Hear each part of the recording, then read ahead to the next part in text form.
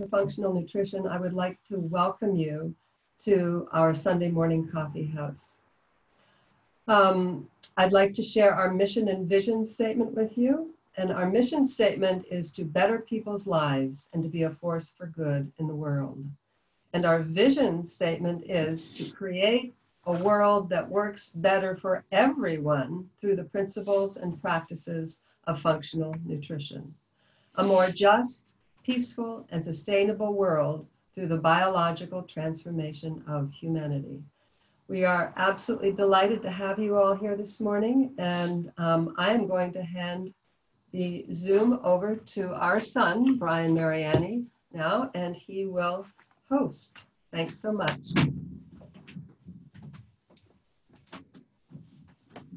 Good morning, everybody.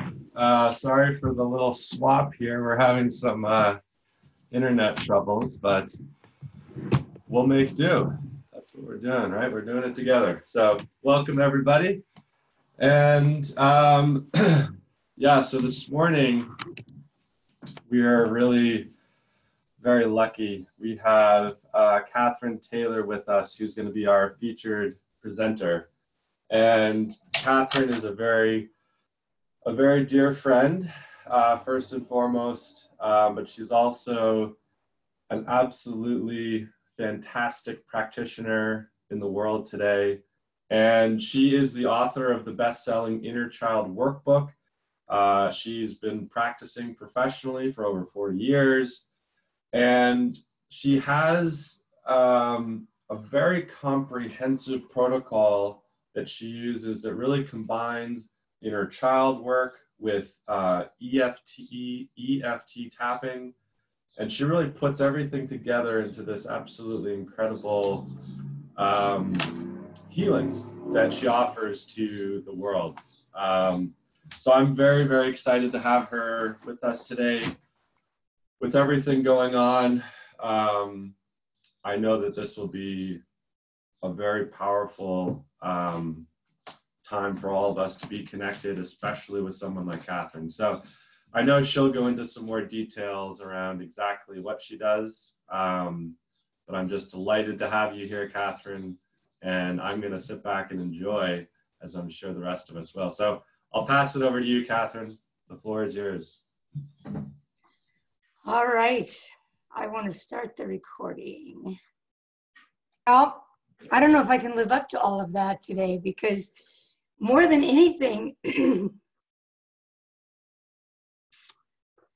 I'm not coming to you today as much as a practitioner as I am someone that is just trying to deal with what's before us. And the multiple shades of that. For me, as a 72-year-old white woman that was in California during the 70s and the ERA movement, which I've been watching the Netflix program on that. And so before this even erupted, I was kind of revisiting that set of feelings that I had at that time. And even watching that Netflix was bringing discomfort, because I just remembered the angst of trying to fight for those rights and the Phyllis Schlafly group that was just, trying to oppress it at every end. And so that in no way even touches what we're seeing today. And yet it's the other side of this long continuum that this planet and this country and we as human beings have to share and have to figure this out. And the reason I call this the Shades of Grief is because we each have our own perspective and we each have our own response to this. And that very response is what tells us where we are on that continuum and what our work is, not only collectively, but personally. And there's been a lot, I think, that has become very apparent to me in this last 2 weeks. And part of it is my own denial of how prevalent racism is. It's not that I didn't know it, but it's not in my face every day. It's just not. And I've had several really eye-opening and heart-expanding experiences. And one was with a client where a client of color, and I asked her what this had brought up for her. And she said, nothing new. And it was so profound to me that so many of us are reeling with the horror of that video, of what we saw, and how Black people have lived with that as part of their reality. And it really brought it home to me of how we have to come out of that first stage of grief, which is denial and that complacency, and how easy it is, if it's not in our face, to just kind of almost spiritually bypass it if we're on a spiritual journey. How easy it is to not have our attention there, and how easy it is to feel powerless if we do put our attention there. And it's time. I've read a lot and heard a lot about white privilege this week, and it's not a comfortable topic, but it's a necessary one that those of us who are white really have to start moving through that discomfort so we can find our place of action, and move through that discomfort so we don't come in with the answers. We don't have the answers. The biggest gift we can give right now is to listen and to admit, I don't know what that's like. I remember there was a very, very profound experience that I had, and it was in the early 90s. And this is probably the moment where I held that awareness of the difference of my experience being white and the experience of those that are Black. And I was at Grace the Cathedral in San Francisco, and Bishop Desmond Tutu, was visiting, and he was speaking, and he had really grabbed me. I was a great follower of him, and it was an honor to be there. But I was standing next to this woman of color, and we stood up and we were singing a hymn or something. I can't remember exactly, but whatever it was, it required that this woman and I share like the booklet. And I remember it was during the summer, so I was somewhat tan. And I remember looking down and our arms were next to each other. And I noticed we were the same color. The tone of our skin was the same color. And yet I knew her experience was so different in the world because her features were Black. It was obvious that she was Black. And it was obvious that I wasn't. And right about that time, Bishop Tutu was being escorted out. And I looked up and I was just so overcome with that disparity that I just started crying. And she handed me a Kleenex, and it's like there was no need to even share that difference. It wasn't important for me to put words to it. But in that moment, I knew how her life experience was so different than mine. And I held that as a precious moment for 2 weeks? It's like I didn't live with that. That was one moment of time in my experience where I was aware of that. I was aware of that white privilege, but I kept living my life accordingly. I mean, I've certainly lived in my heart in a way that I could, but I didn't take that on as a cause. And I think this is a time when we need to move through our shades of grief. We need to move through our denial. We need to move through our panic. We need, as white people, to know it's different for us. And we need to be accountable for that. We need to be aware of that. It doesn't do us any good to be guilty about it. It doesn't do us any good to hide from it, but we have to start listening. We have to start asking questions and be available. One of the most moving things, I think, for me in this whole pandemic is the contrast. And those contrasts are what I tried to put in the write-up that I sent out. The contrast between the riots and the violence and the protests and the anger and brutality, and for every piece of riot that I'd watched, the flames and the fires and all of that, I equally see the reason for it with the brutality of it. It's like, and it was like being on this teeter-totter, constantly going from side to side with it.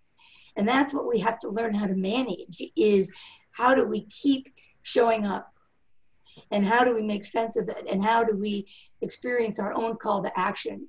Very early on, the daughter of a client of mine sent this out, and I want to read it because to me, it was the voice of the generation that's really going to make a difference.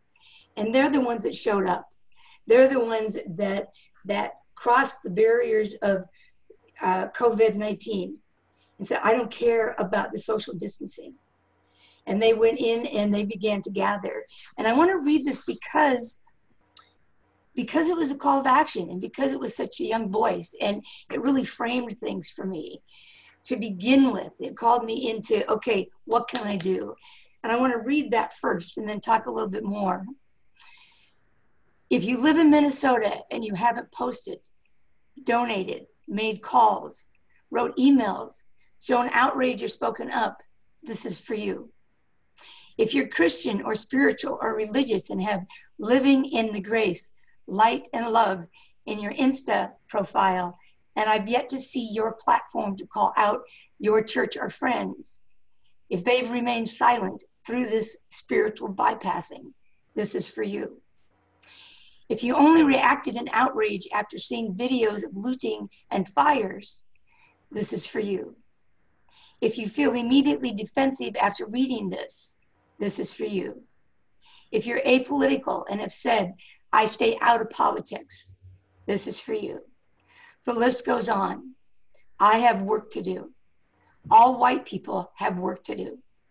I am so horrifically sorry that we failed George Floyd and so many others, both on and off camera. My heart is broken for his family and the Black community that has to witness these horrific murders by police on a weekly basis. Take any action you can today. And then she offered one. And that was so moving to me from a voice of that generation. And that's what came out first to 38th in Chicago. And it was obviously followed by the looters, and it was followed by the protesters. But another person, in fact, I think she's on the call, shared with me the other day. She said, you know, we're looking down the alleys for cars that don't have a license, that are coming here to provoke. And all of that looting and all of that destruction got really commingled with what the protesters were saying, the protesters that had that righteous and rightful anger. And were calling out, the third stage of grief is anger. Anger is truth being spoken. And that's what we started seeing this week, is truth being spoken. And then it became spoken in a way that really began to make a difference. And we started hearing leaders of the world come out and speak about what needed to happen. One of the first ones that did it was Jacob Frey, the mayor of Minneapolis. And what was so kind of interesting to me, and is so typical of that bargaining phase of grief, which is where we're trying to make sense of what to do. We're trying to come out of denial, but we're still wanting to stay in denial. And he said, in a very kind of frayed way, he said, you know, I've spent the last 36 hours really struggling with this. And he said, there's protocol after protocol after protocol after protocol in situations like this that you don't speak up. And he said, this is a time when I speak up. And he's gotten a lot of criticism because it took him so long. He's gotten some criticism because of all the mistakes that have been made, and there have been mistakes made. But what's different is that these people are saying mistakes are being made, apologies are being made, people are being accountable in a different way. That's a different shade of grief. And no, it's not enough. But that's what gives me hope, is that we're moving in the right direction. The mayor of Atlanta came on and she spoke so eloquently, Mayor Bottoms, and she said, you're not doing us any favor by coming out and looting. Go home, protect yourself, protest, but do it in a way that the voice can be heard. And that's the third stage of grief. And the fourth stage of grief, the shades of despair and that heartlessness, where most of us just flatline because we don't know what to do. It's like, that's what's being filled with some of the people stepping forward. But the contrast between those that aren't, it's like the scenes of the policemen still going through the streets. I saw the footage on the Buffalo incident where the policemen are coming down and there was a 74-year-old man that was pushed to the ground and nobody stopped to help him. And then the next headline that I saw is 57 police officers quit in protest. And I thought, finally, I've been waiting to see police officers to quit in protest. And then I saw they quit in protest over the two being resigned, or I'm not resigning, but being fired. It's like, and I was heartbroken again. It's like, I was so hopeful and then it was taken away again. There it is again. You know, that loyalty to that brutality and that right to use that kind of force. And we have all of it. All of it's there. All of it's there for us. We get hit with one side and we get hit with the other. And the beauty of the stages of grief is that we have to be willing to go through our own denial and be in check with it. We have to be willing to look at our own codependency, our own denial, our own bargaining, and bargaining with ourselves so that we can get right with ourselves to take action, not from guilt or not from fear, but from outrage and a righteousness and a rightfulness to what's happening here, and to show up and to honor.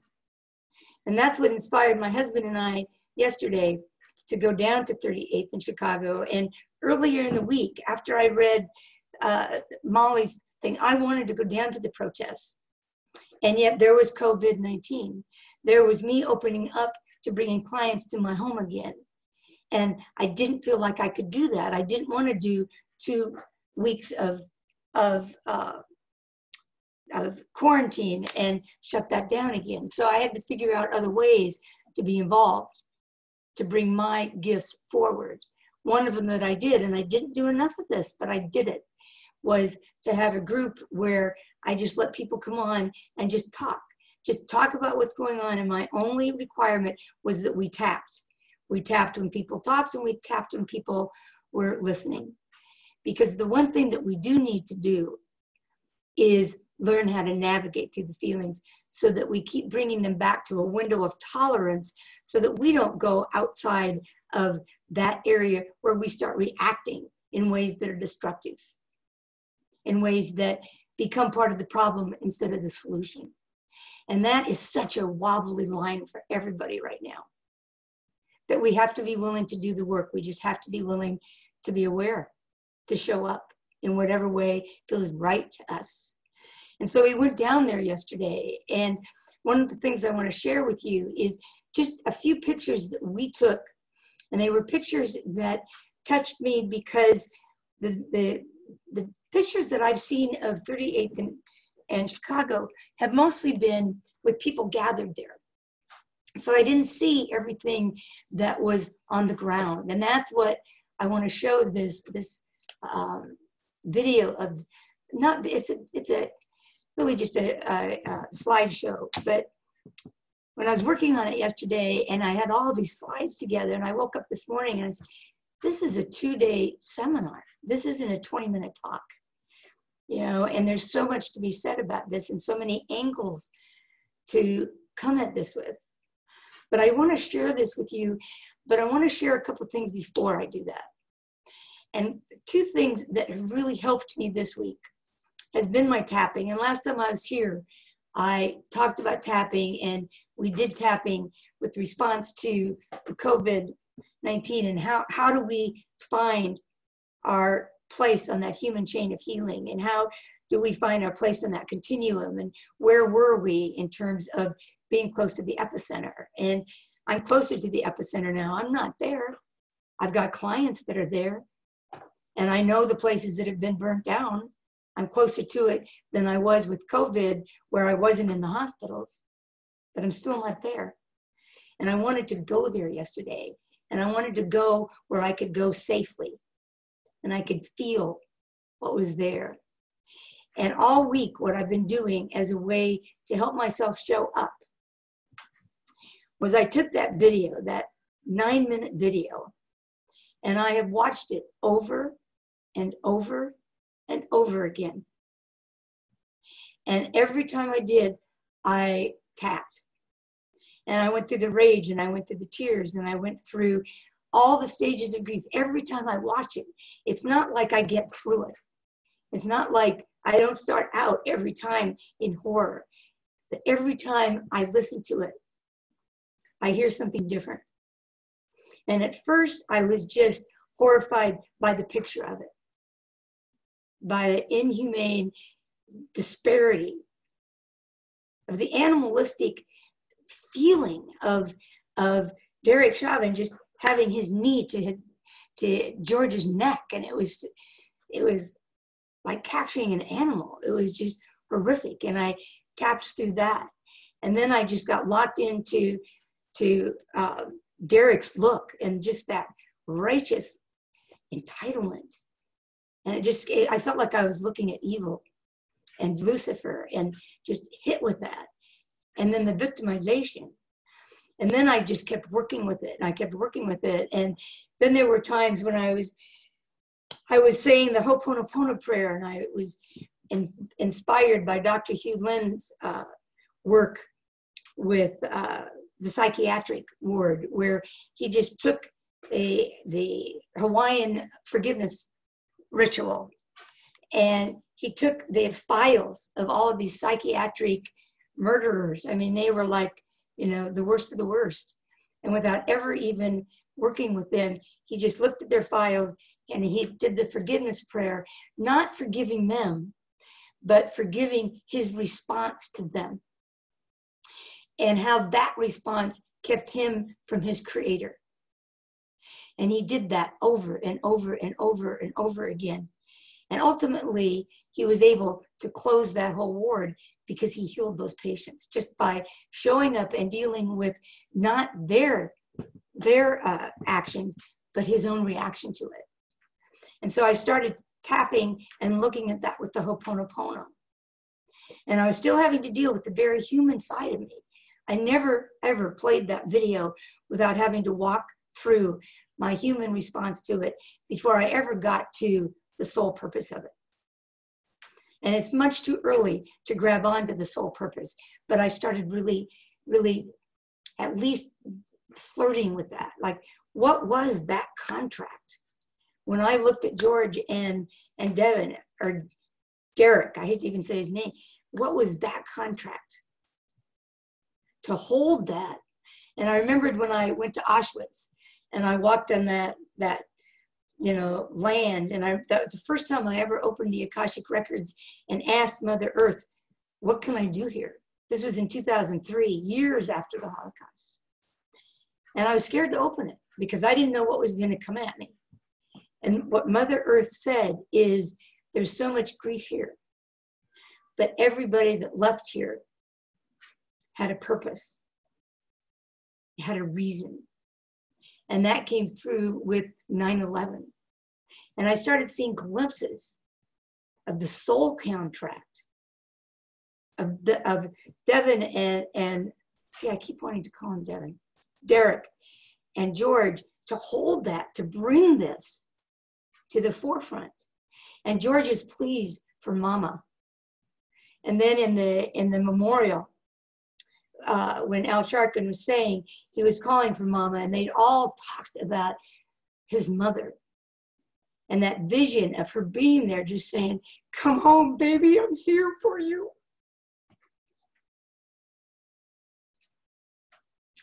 And welcoming them back. And how many Black mothers have had to do to their children every day. And how any of us that are mothers or hold that mother energy. It's like, that's what we're facing now. That's what we have to get in touch with so we're motivated for change. We can't be complacent, but we can't be stupid. We can't be part of the problem and part of the solution. So we have to find ways to show up and yet manage it so we can take action in a way that's helpful. And that's going to be different for all of us. We have to find that change within us, but we have to show up for it. We can't hide from it. And it's time. I've heard all week, it's time for white people to be uncomfortable. And it is. But it's time for us to be empowered in that discomfort. Not guilt-ridden and hiding from it and shamed with it. That's not going to help. We've got to be empowered by it to listen. And so as I get ready to show you this slideshow, what I really want to welcome you to do is to tap or to say your own prayers or to do whatever you need to do to just walk through this. And it's like 1/10 of what I could have shown you, 1/100th of what you've seen. But it's just a small glimpse of what we saw yesterday that I hadn't seen before. And we were there early enough to be present with it, to be unencumbered by anything else around. It was just room and space to be there. And so just give me a moment while I share my screen and do this. I just want to do one thing before I do that. I don't know how many of you know tapping. The short story of tapping is it's a self-administered form of acupressure. And we use tapping on the endpoints. And there's a whole protocol that usually we do, even though when we set it up. When I'm doing something like this, I'm just tapping on the endpoints. And what that does is it sends an electrical impulse so that whatever you're feeling, there's an impulse that's going and beginning to untie that knot. So what I would do when I watched that video is I would tap, but I also called in my spiritual surgeons and my spiritual tutors and all my guardians, and I asked them to transmute whatever I was dislodging because I didn't want to send it out to the world. And so what I invite you to do while I bring this up, and it may have varying different, responses from you, but whatever response you have, whether it expands you or contracts you, if you'll just be tapping, and I think I'm going to do this so that I'll still be there. So I'm going to be tapping on the endpoints. You don't have to say anything. Just by tapping, you are moving through whatever emotions you may have. And I really encourage you to do that anytime you watch something provocative.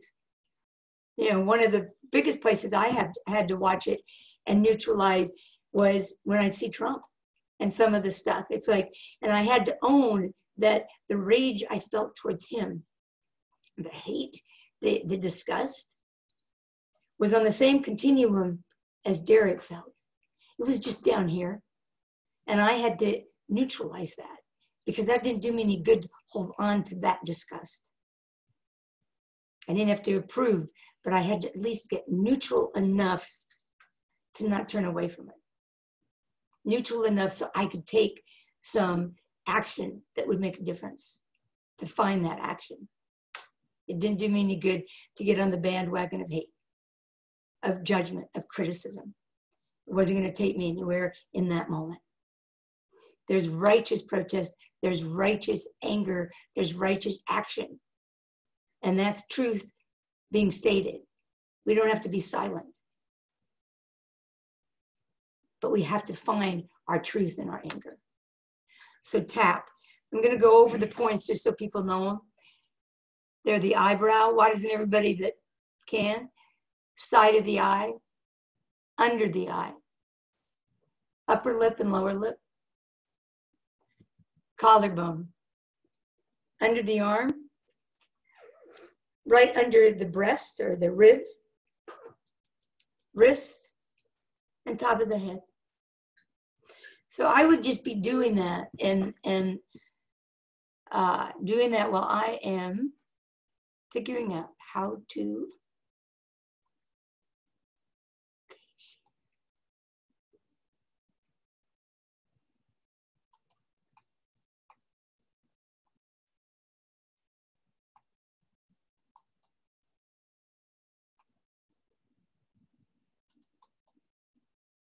Okay, now can everybody see that? Okay, let me see. All the pictures are right where I would.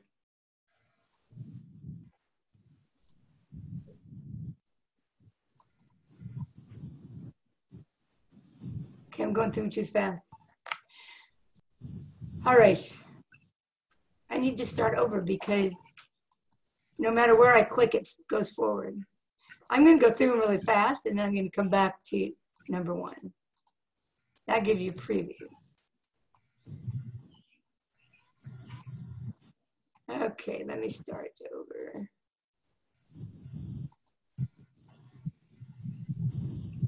I can't do them in order. I'm just going to have to talk to you about it.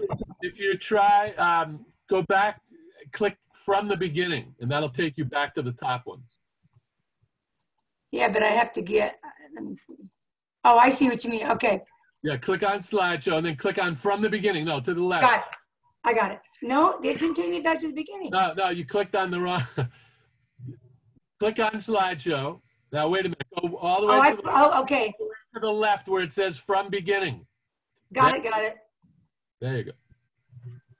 I can't be good at everything, you guys. No worries. All right. So before we even went there, we kind of put ourselves in a meditative state. We drank our, what I call now my liquid courage. And we went down prepared to see this, to be where this 9 minutes occurred, and that horrible picture. And these two men that are holding that mantle now for all of us to have to contend with. And that's just the beginning of that video that I watched over and over and over again, and still have to watch it over and over and over again. And here it is again, the I can't breathe. We just spent, our time in quarantine dealing with the respiratory disease. And here that metaphor is again, the breath of life that's being oppressed and cut off and keeping all of us from making that connection. Be tapping, you guys.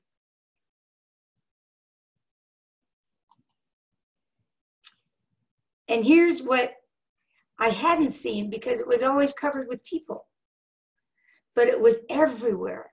It's like all of the notes and all of the boards and all of the people speaking their truth and coming to mourn, not to riot, but to protest and to mourn. It was very, very moving. And then I brought this up from the internet because this is a mural that we've seen, but it was so touching to me to see the creation of this and the memorial that's been put up just in this 2 weeks. It's like, it's amazing. And it's going to be a place where people can come to remember. It's going to be a place that people can visit and view. It's a reminder.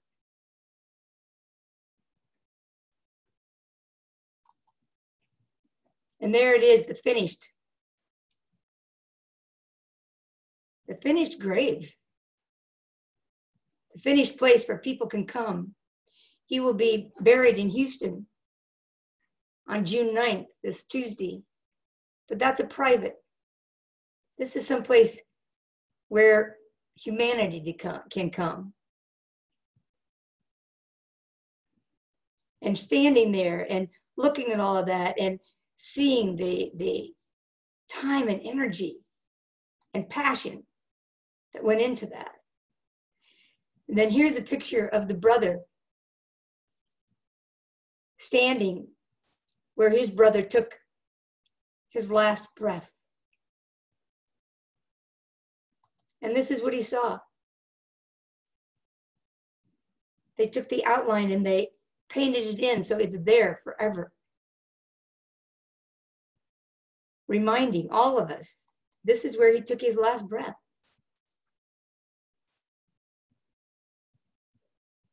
That was really powerful to stand there and to feel the energy of that.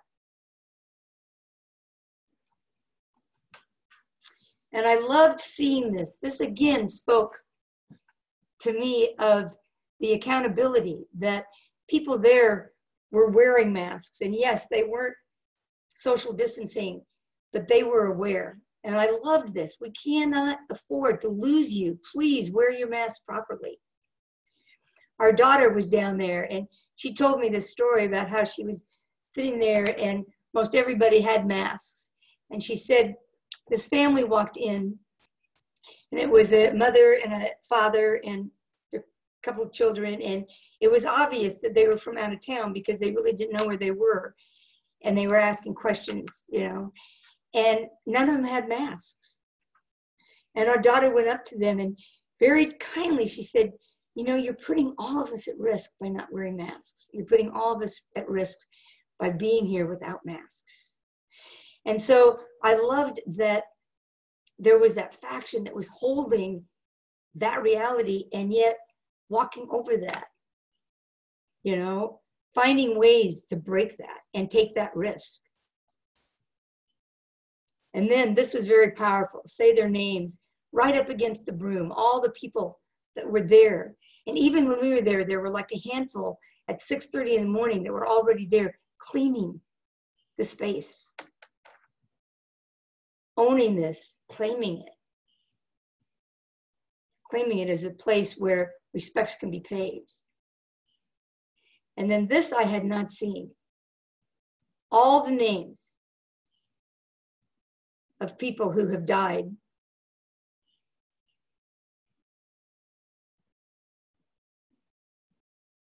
of Blacks who have lost their life. And then this was followed by this makeshift cemetery. There were what, honey, you said about 150? Yeah.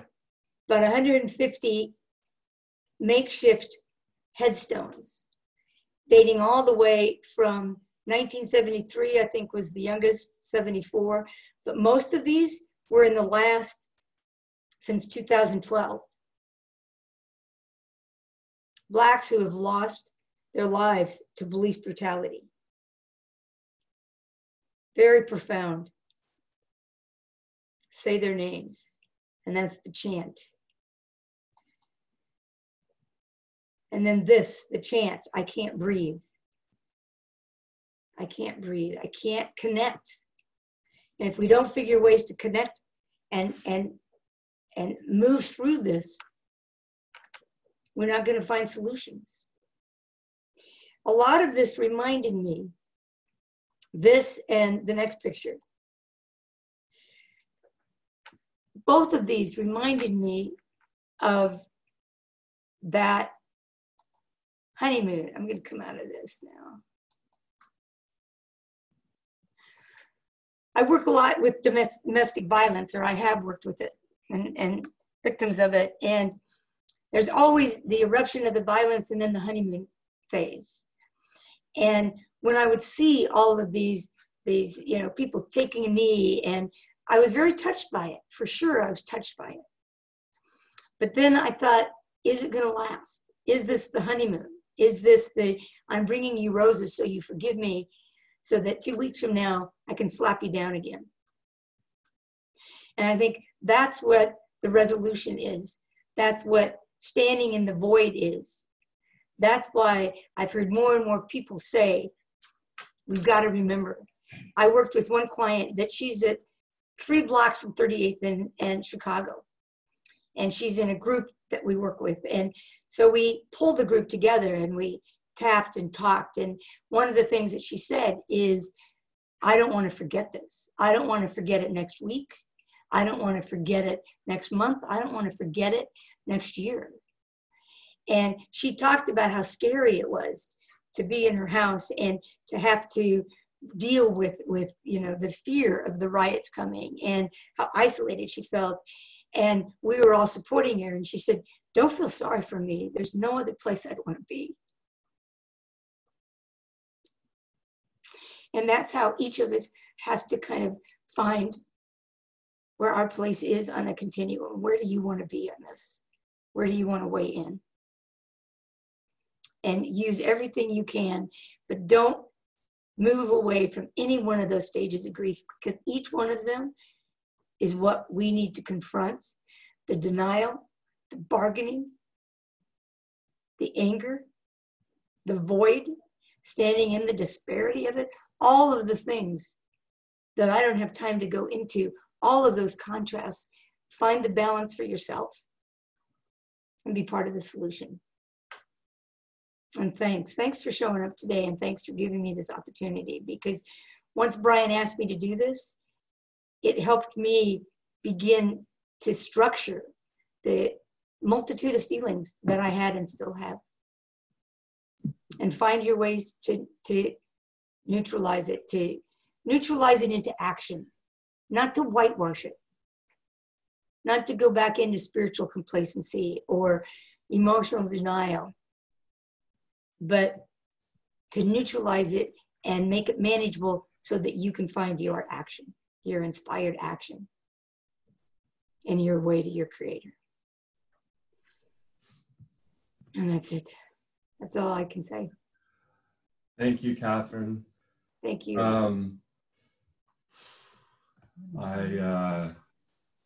There's not too much I can say right now, but I'm just incredibly grateful. As I've been dealing with this, I just felt very strongly that you could speak to this in a way that would help many of us have a connection and a sense of a direction that we can all move in. So just thank you. If there's anybody who would like to make a comment or say something directly to Cathryn, please raise your hand, unmute yourself. We'd love to open it up to everyone right now. Can you put it on gallery?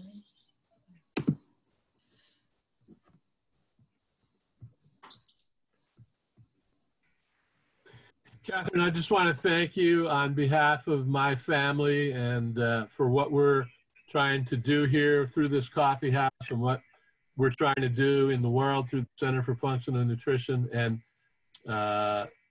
it was very helpful to go through the stages of grief. It was very helpful to see those photographs. It was very helpful to hear your own process. And I just want to thank you very much.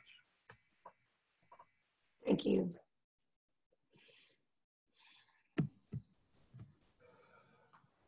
I'm just looking around to see if anyone's waving. Yes, Pat Hanbury, please. Thank you. Cathryn, thank you so much. That was incredible and perfect for what we're all dealing with right now. In my life, I've had privilege. There's no doubt about it. Boy, there's a lot of things that really resonated, and it was absolutely perfect. And we are planning, no matter the weather, there's going to be a protest tonight here in Reno, Nevada. And we've already been planning on joining that protest that's organized by our local Black Lives Matters. So thank you so much for your beautiful words and your inspiration and everything that you just shared with us. Thank you. I really appreciate it. Thank you. Joanne, I think, wants to talk. Yeah. Joanne wanted to share. Hi, this is Joanne. Can you hear me? Yeah, we can hear you. Okay. I actually put something in the comments, and I just wanted to say it directly to Cathryn. I want to thank you for this. I am a Black woman who is 49 years old in America.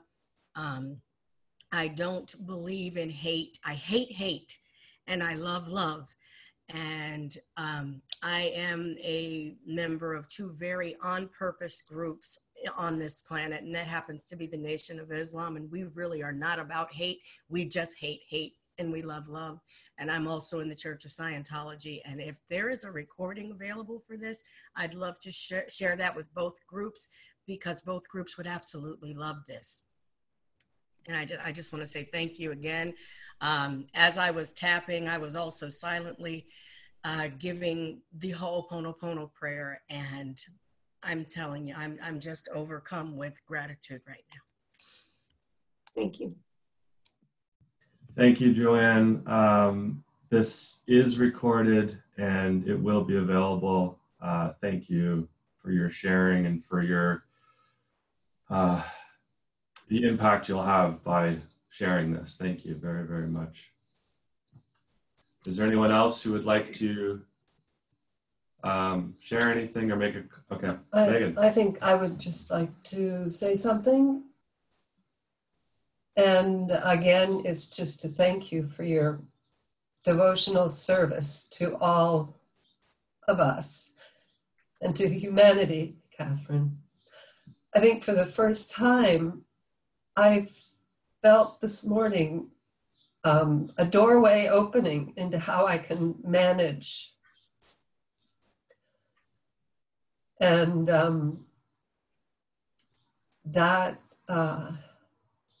so this is a moment that I will not forget. And so I just wanted to thank you for that. Thank you, Megan. Martine, I see you there. Go ahead, unmute yourself. Hey, good morning, everybody. I haven't been able to watch that video, and I don't think I ever will be. I can't. But I was thinking, I am someone who is, from the Mediterranean basin and family. My mom was born in Libya. My grandfather on my dad's side was Turkish, so we have a dark skin. And when I was younger, I mean, I'm still tan very quickly, but when I was younger, and I would really become black in terms of the shade. And I was thinking of what Cathryn said about tanning. And oftentimes people were wondering where I was from, and that trickled down also to my daughter over the years. But, and he just always surprised me. He kind of never sat well with me. What does that mean?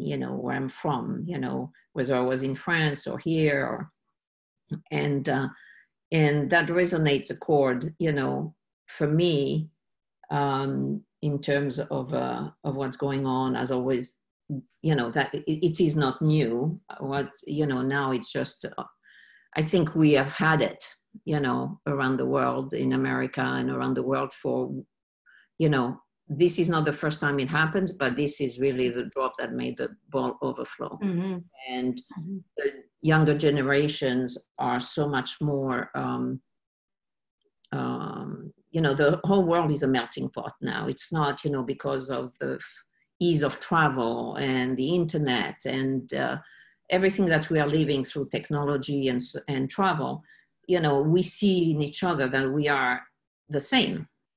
We just, have a different shade of skin, and that's all there is, But at the end of the day, when we look into each other's eyes, we have to see each other. We have to see the other as we see ourselves. And we have a lot of work to do. I just posted a portion of what my daughter wrote on Facebook to my white friends and family. Please dismantle what you think you know, and then wake up again and do it again tomorrow and the day after that and the day after that. And this is what we have to do. Mm-hmm. And learning. And I think there is urgency in this country, because we live in America, to create curriculum based on facing history in ourselves, which is a curriculum based on the Holocaust, but for the American experience, how this country was founded on the killing of Indians, of the kidnapping of African Americans brought here, stripped of their identity, their name, their who they are, their culture, their roots. And we have to write this curriculum, because what we have been learning and our children have been learning in school is wrong. It is not, it's about to change the wording of our institutions and everything that goes along with that. So, I just wanted to share that. But it's, I have a young nephew who is of mixed race in America, and I have a young niece who is a mixed race in France. And it's beautiful, but imagine what's going on if things don't change, what their parents, my nieces and nephews, have to think and how to think. We shouldn't be there anymore. Mm-hmm. So I just wanted to share that. Well, hopefully this will be the tipping point where the change will begin to happen. It's very sad that it took something this horrific to get attention, but hopefully we won't pull the shade again. Carol wanted to say something. I think you're muted.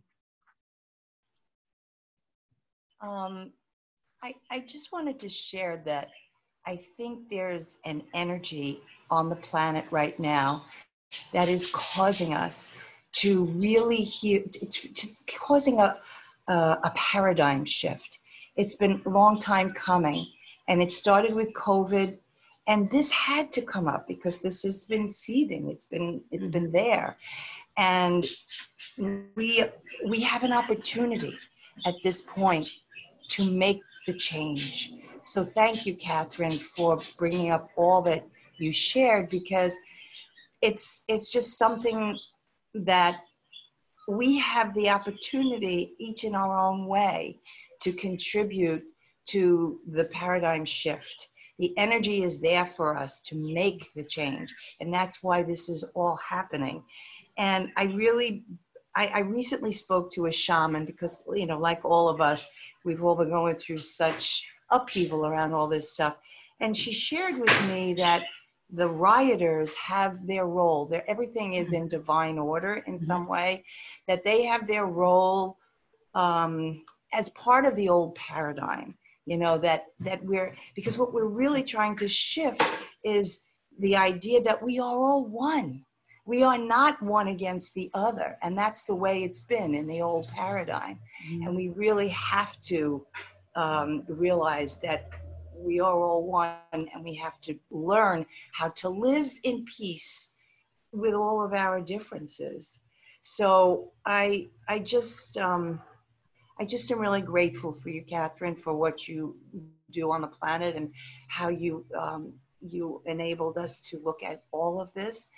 And I encourage also all of us to feel hope that something good is going to come from this, that we're going to shift in a bigger way. One of the things that somebody brought up is that, in the 60s and all of the marches were just Black people.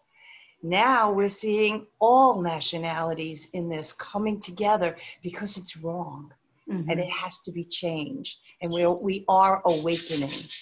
So I just wanted to say that on the back of what you presented, Cathryn, and tell everybody to keep tapping because it's so helpful to relieve the emotional trauma that's behind it all. Mm-hmm. So thank you, Cathryn. I feel very inspired by you. Oh, thank you. I think that's an interesting point, and that was like the second half of the first day of the 2-day workshop that I have prepared. But I agree. I think this is the second wave of the pandemic towards the transformation from third to fifth dimensions, and that the whole quarantining and the whole isolation that we all had. It's like this was the perfect storm for this level of the toxicity on our planet to arise. And this situation concretized it. and gave us a way to begin to move it. And that's what I was kind of feeling when I was talking about the soul contract between the two men. You know, it's like, it is the perfect time. And if we're going to do it and move that tipping point, it's like we've got to take all that pent up emotion that got stored for all of us, where we didn't know what to do and we were scared. There was something that was unifying about COVID, that we were all feeling it, and yet we were all isolated from it. And this now it's time to go through the stage where we begin to flush out the disparity and the polarizations. And there's none greater than that which we've witnessed in the last 2 weeks, in the way that people that are different, people of color, are treated. So thank you. Thank you everybody for just showing up, and take this wherever you can take it, and take your own contribution. And like Molly said, you know, find the way that you can contribute. Thank you, Cathryn. Thank you, Yeah. Cathryn. Thank you. Bless all of you. Yeah, thank you, Carol and Martine, for your wonderful comments there, and Cathryn for, again, just being the guide and the connector to the truth and what's possible moving forward. So thank you all for being connected with us today. This matters, it makes a difference. And now it's our responsibility to carry this with ourselves and with the people in our lives. That's really our responsibility. And thank you, Cathryn, for making that so very clear. So thank you all very, very much for sharing and connecting today. So we'll say goodbye for now, and happy Sunday, and we'll see you all back here.